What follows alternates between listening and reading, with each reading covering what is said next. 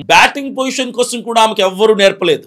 చివరి నిమిషంలో ఆమెకి బరిలోకి దింపారు. ఆస్ట్రేలియాపై అసాధ్యం అనుకున్న గెలుపుని సాధ్యపరిచి 127 పరుగులు చేసి ఘన విజయాన్ని భారత్కి అందించింది. ఇక ఫ్యామిలీ విషయానికి వస్తే జెమిమా రోడ్రిగ్స్ ఫ్యామిలీది సొంత ఊరు మంగళూరు. జెమిమా కుటుంబీకులు జెమిమా పుట్టక ముందే ఫ్యామిలీ అంతా కూడా ముంబైకి షిఫ్ట్ అయ్యారు. తండ్రి ఇవాన్ రోడ్రిగ్స్, తల్లి లలిత రోడ్రిగ్స్.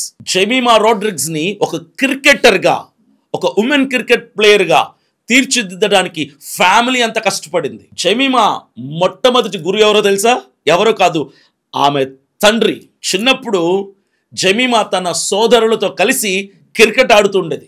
సౌకర్యాలు సదుపాయాలు లేనటువంటి సమయంలో ఆర్థిక పరమైన అంత సపోర్ట్ వాళ్ళకి లేకపోవడంతో జెమిమా రోడ్రిగ్స్కి తన తల్లి ఇవాన్ రోడ్రిగ్స్ రోడ్ పైన ఫుట్పాత్ల మీద ట్రైనింగ్ ఇచ్చేవాడు. ఇంటి గోడలపై ప్లాస్టిక్ బంతులతో ప్రాక్టీస్ చేయించేవాడు. కూతురు కోసం తన తండ్రి చేతులు నొప్పొచ్చినా అలసిపోయినా కూడా కూతురు గెలవాలని, ఎప్పటికైనా భారతదేశాన్ని గెలిపించాలని, ఒక స్ఫూర్తిగా అనేకులు నిలవాలని తన తండ్రి బాధను నొప్పిని ఓర్చుకున్నాడు, భరించాడు. ఒక క్రికెట్లో మాత్రమే కాదు, హాకీ, ఫుట్బాల్, బాస్కెట్బాల్ వంటి ఆటల్లో కూడా జెమిమా తన ప్రతిభను చూపించింది. అయితే క్రికెట్ అంటే తనకు చాలా ఇష్టం. క్రికెట్ మీద మాత్రం మరింత ఎక్కువగా ఫోకస్ చేసేది. తన క్రికెట్ ఎంట్రీ ఎప్పుడో తెలుసా?